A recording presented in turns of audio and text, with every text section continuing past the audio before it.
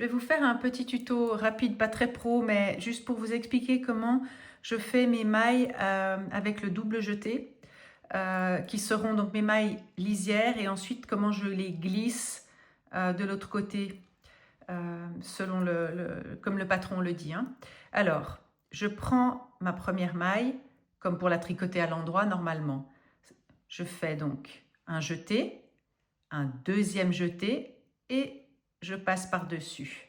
Donc on est d'accord qu'on a fait une augmentation. Donc au lieu d'avoir fait un jeté, on en a fait deux. Même chose, je pique dans la première maille comme pour la tricoter à l'endroit et je fais un jeté, deux jetés et je tricote. Voilà. Ensuite, bon, moi je ne fais pas comme le patron indique parce que sinon je vais vous faire perdre du temps, mais lorsqu'on arrive aux deux mailles lisières de la fin, on fait simplement, on passe le fil devant et on les glisse. Je vais faire un aller-retour pour vous montrer comment ça se passe lorsqu'on a déjà le double jeté. Donc là, on recommence. Je pique comme pour tricoter à l'endroit. Je fais deux jetés et je tricote. Je pique comme pour tricoter à l'endroit, un jeté, deux jetés et je tricote. Ensuite, je reviens jusqu'à mes mailles lisières de l'autre côté, vite fait. Comme ça, vous allez pouvoir voir comment je glisse lorsqu'il y a eu les deux jetés. Voilà, là on a donc 4 mailles. On est d'accord, on a 4 mailles au lieu de 2 en fait. Ce qui est important, c'est de regarder les jambes en fait de la maille. Donc elle a une jambe avant, une jambe arrière. On voit bien là, même s'il y a 2 mailles sur l'aiguille, en fait, c'en est qu'une. Donc moi, je vais glisser simplement la maille en laissant tomber le jeté. Même chose pour la deuxième, on voit qu'elle a une jambe avant, une jambe arrière et 2 mailles sur l'aiguille. Je vais simplement glisser et laisser tomber le jeté.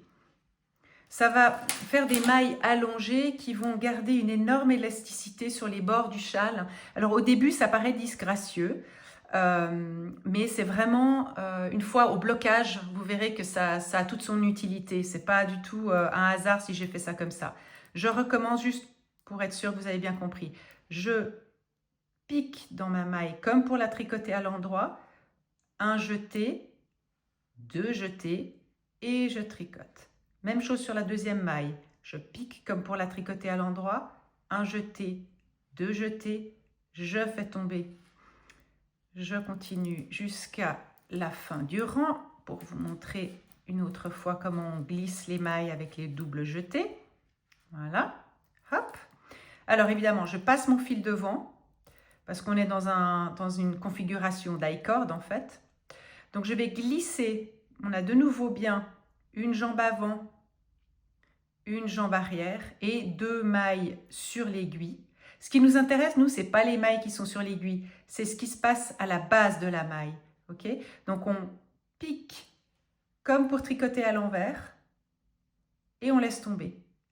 Même chose, on a la jambe avant et la jambe arrière. On les voit, voilà, si je me mets comme ça, vous les voyez bien. Et on a toujours les 2 mailles sur l'aiguille. Si on s'intéresse qu'à la base de la maille, on voit qu'on a une maille normale en fait. Et on glisse tout simplement comme ça. Voilà. Alors j'espère que ça résoudra vos questions concernant ce double jeté et les mailles glissées. Et si jamais, n'hésitez pas à me reposer des questions en live.